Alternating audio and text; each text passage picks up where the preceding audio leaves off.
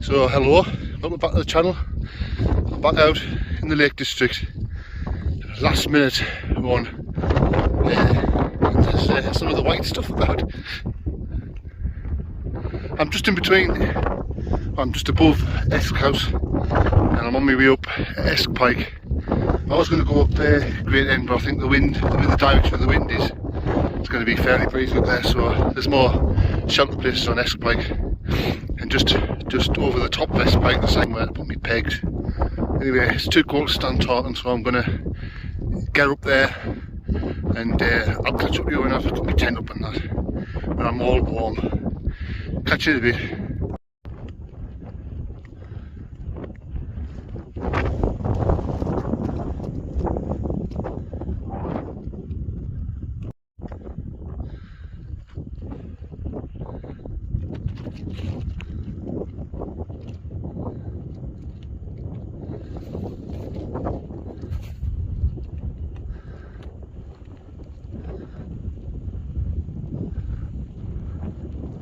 So here I am on top of Esk Pike, or just below it.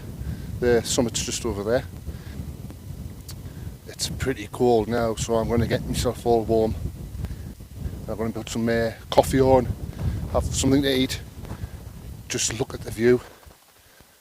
It's absolutely fantastic.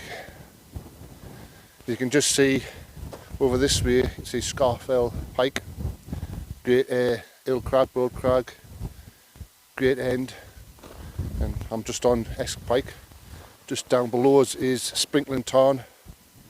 Just over there, I don't know if you can see it, is Derwentwater and Skiddaw in the background. Anyway, it's pretty cold, so I'm going to get myself sorted in the tent, get everything out, put my base layer on, get nice and warm. I'm in my tent, all set up, and I've just made a nice cup of coffee. Oh, it's got so nice that. But as you can see, there's a lot of snow about, fairly cold. The wind chills must be -10, -15. Something I did notice with the gas, boiling the water, because it's that cold, the gas is not working as well. It's almost frozen. It doesn't turn to gas, if you know what I mean. It's too cold. I think that's right, but it's really like the gas canisters are full, but it's not really like got much power. But it is boiling stuff. Just got to put a sock around the gas canister and put it in the sleeping bag with us and cuddle it. Cuddle me gas canister before I make me tea. I'm going to get my base laying all on, and then I'm going to come back to you when I'm nice and warm, because I need to get warm. But I am at the top of Esk Pike, and I'm looking down the valley, and the views are just tremendous, even at night. Oh, it's just fantastic. I love it. Anyway, I'll get back to you in a second.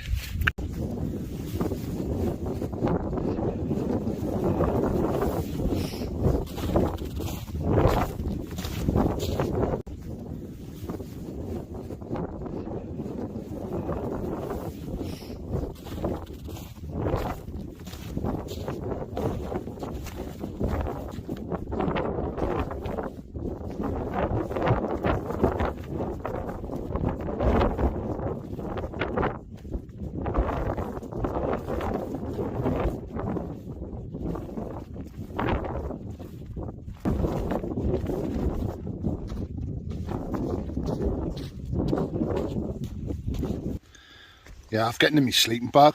I need to warm my feet up. I've changed my socks. I've put my warm socks on and my base layer, and I've climbed in my bag to get warm, because my feet are like blocks of ice. Like I said in my last video, you might have noticed that I said my right hand boot's got a leak. Well, it must be a canny leak, because my left foot is dry as a bone, fairly warm, but my right foot's wet and like a block of ice, so I'm having to thaw it out. So I've put my dry socks on and that, and I've getting in my sleeping bag just to warm my core up and warm my feet up. Then I'm going to go out and have a potter about. Kind of just sit in my tent all night. There might be some snow later on, but it's quite good weather. I'm hoping for a cloud inversion in the morning. I don't know how lucky I'll be there. We've had it has been like warm, and the valleys will be damp, and there's cold snap, so I'm guessing that's how it works. Somebody else might know how it works, but I'm hoping for a cloud inversion tomorrow. I'll probably just wake up to cloud and just be sitting in a cloud. I didn't bring much alcohol up this time. Obviously, it was a longer climb. I did bring, however, a little flask of whiskey. It's just, which one is it? I can't remember actually what whiskey it is. I think it might be Monkey Shoulder. It's a nice blend. Oh, I do like a whiskey. That'll warm me cockles up later when I'm watching a film. I'm going to go out and take some pictures in a bit. I'm just warming up, really. So you have the footprint, and then you have the inner tent ground sheet, and then I have a roll mat which is around about 5mm of sponge, and then a aluminium foil layer which reflects heat, and then I have a Berghaus Pro sleeping pad, which is not the best. I'm going to change this out. Here it has insulated layer on the top, which helps with insulation. And then I have the OEX 4 Season Plus sleeping bag, and round that sleeping bag I have the OEX bivy bag, just to keep it dry, and it provides a little bit extra insulation. That's what I use to keep warm in conditions like this. So there it is, a wonderful concoction of spaghetti and sausages and spam in a jet boil zip. Actually, because it's cold and the burner is burning a lot cooler, it's actually better because it's not sticking to the pan. It's just simmering away nicely. I've just took the lid off so you can see.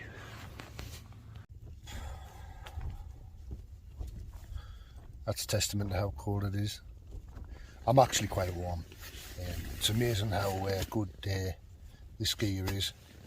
I don't know what to do without it. Well, I wouldn't be up here for starters. This is just about done, so I'm going to eat it.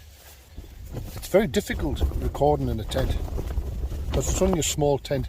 I've got my tripod in here and it seems to be working. I'm enjoying some of this whiskey. Certainly warms you up.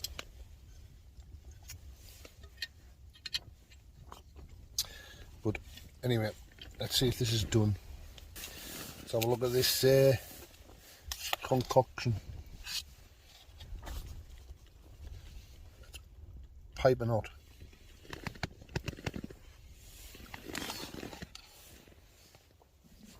Oh, it's so nice.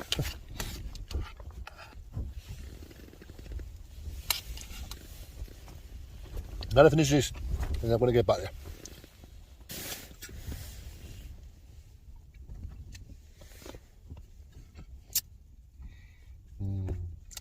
That was nice, that food. I'm thinking about bringing different cooking systems with us. I've got a few. I've got this jet boil zip, and I'm only using it because it's new. It's really small and light, but you've got no control over the temperature.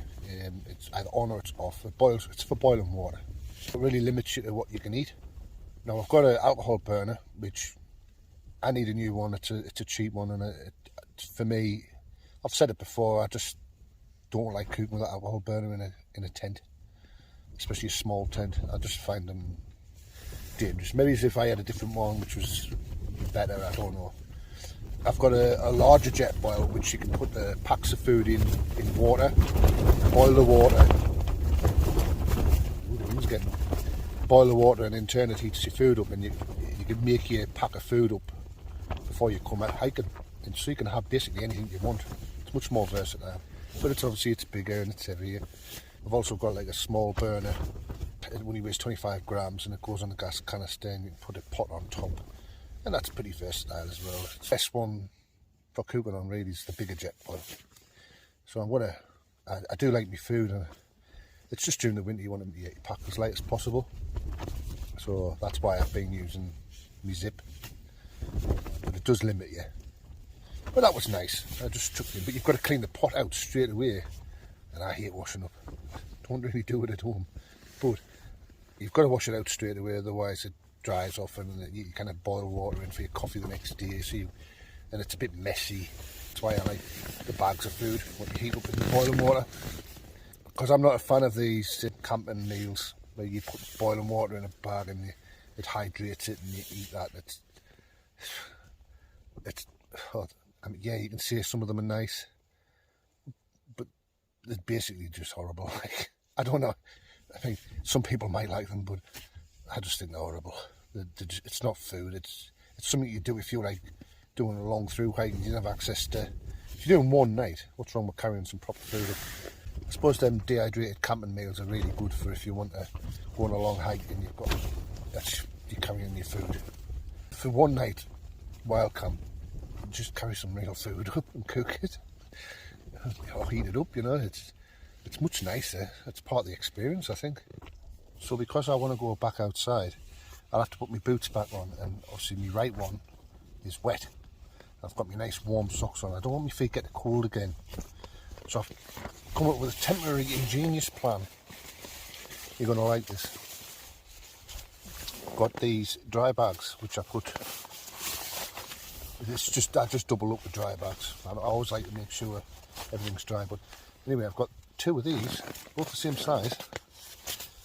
I want to put my feet in these before I put them in the boots, and at least my feet are going to be warm and stay dry just temporarily while I go outside, because I'll have to go out for a wee anyway. Sorry, I should say I'm going to have to go out to use the bathroom. Put these over my feet, and I'll let you know if it works. I don't see why it wouldn't. My ingenious plan. I've got dry bags on my feet, in my boots.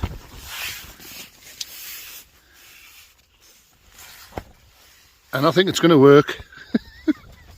I just can't be bothered to put cold wet socks on to go outside. So I kept my warm dry ones on, put my feet in dry bags and put them in my boots. This is the boot that's knackered.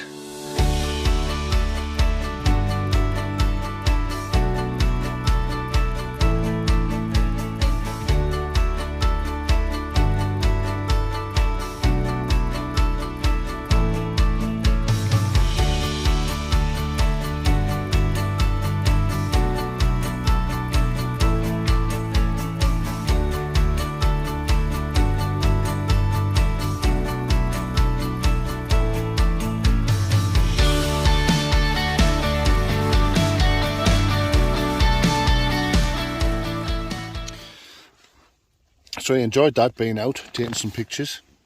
I hope you enjoyed them. So I'll see you in the morning. Well, good morning. And what a cold morning it is. I've just had my coffee. As you can see, the sun's just starting to come up. Just over there. But it's a fairly nice morning. But it is freezing, so I can't get my hand out of my pocket for long, or out of my gloves I should say. Broke my selfie stick, and I've also broke the grip that goes on my tripod, so I can't even use that now. Well, the moon's still out anyway. Anyway, I'm going to catch up with you when I'm all packed up and stuff.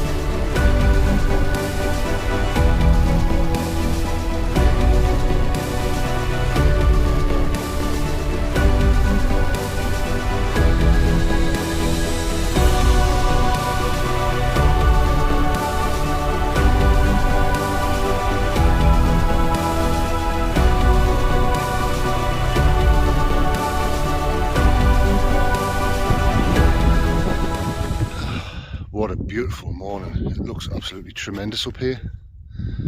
Never seen anything like it. I'm almost packed up. Got my hat's doing a ski lift. Top of my hat's frozen. My boots have thawed out now. They're actually frozen when I put them on. It's just, you can't even tell where the sun's coming up. It's that all the skies are a beautiful colour. It just goes, I don't know if this does it justice, but pink, and it goes round to orange and just blue. It's beautiful.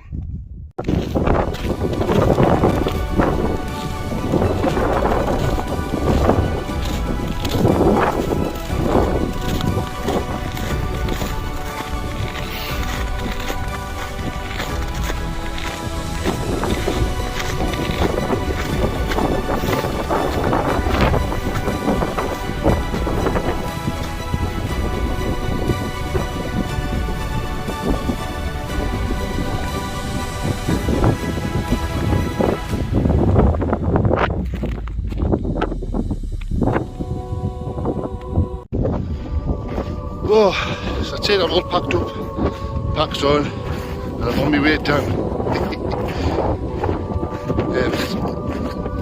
Sorry about the videoing, but I'm limited now. I broke everything I brought. I've just brought my walking stick. Never mind.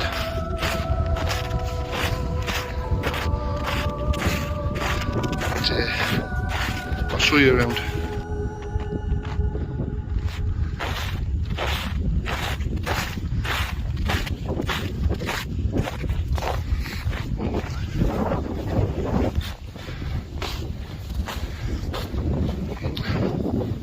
I am, however, wearing spikes a must. I don't know what I would have done without these. I'm glad I brought them.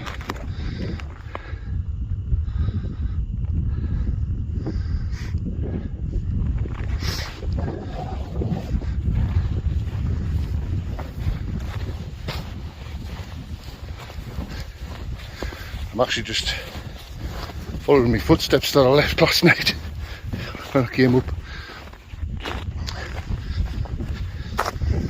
An interesting little plateau. So just over there, just over there is Great End, and just in front of us is Esk Pike. A bit further on behind these clouds is Broad Crag, and then Esk Pike.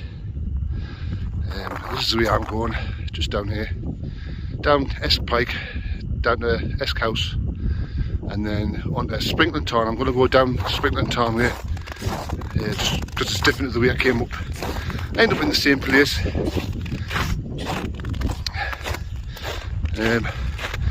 Fortunately, this is the best perception I can give you of what it's like here, because broke stuff. I broke my mount for my camera, which goes on my tripod. Basically, it was frozen. It was frozen, and I tried to close it up, and it just broke. So I need some new equipment. But the views are just fantastic.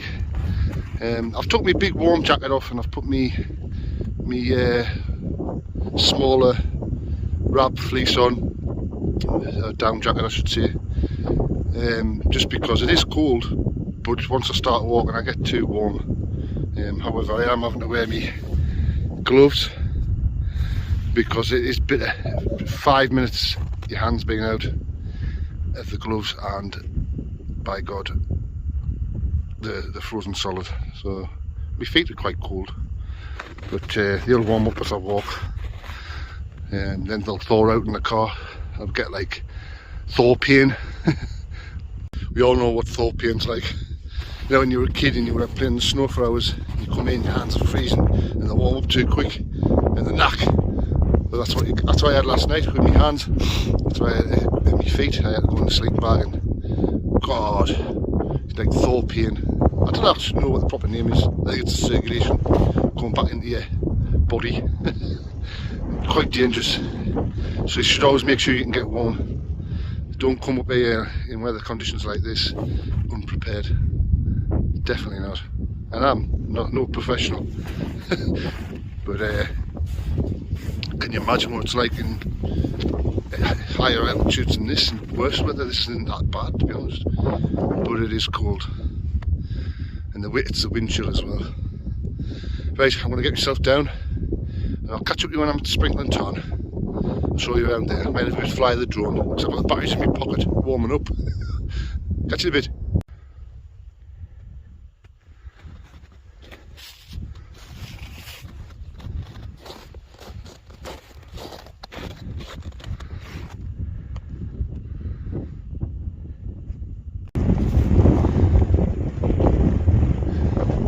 So at this point, I'm not going to go past Sprinkling Tarn because I remember the way down there is like really slippy rocks and I've got my crampons on, so I want to keep them on as long as I can. So I'm just going to go down the way I came up, and then once the snow's reached where there's no snow, I'll take the crampons off. But by the time there's no snow, it should be flat because the rocks are really slippy because they're frozen. So I'm going to go down the same way as I came up. Anyway, there's my cloud inversion. I'll just zoom in for you. There you go. Very nice. I'll take a picture of that.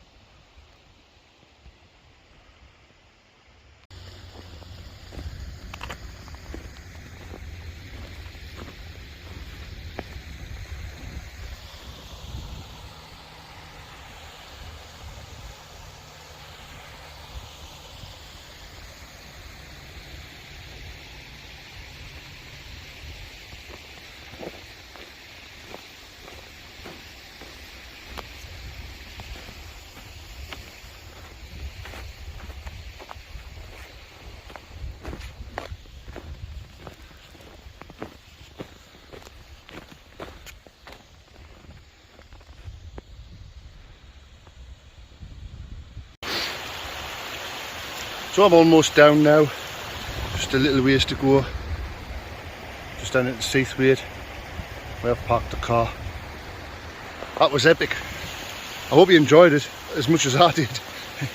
I didn't do much recording because for one it was quite cold, and second I broke everything, I broke all my filming equipment. So I had no tripod to put it on or selfie stick or anything. So I'm just hand holding my phone at the moment. Anyway, I hope you enjoyed it as much as I did, and I'll see you next time. Don't forget to subscribe and drop a like and comment. I always answer the comments at the moment because I don't get very many. Yeah, so get yourself out in the snow, it's class. See you later.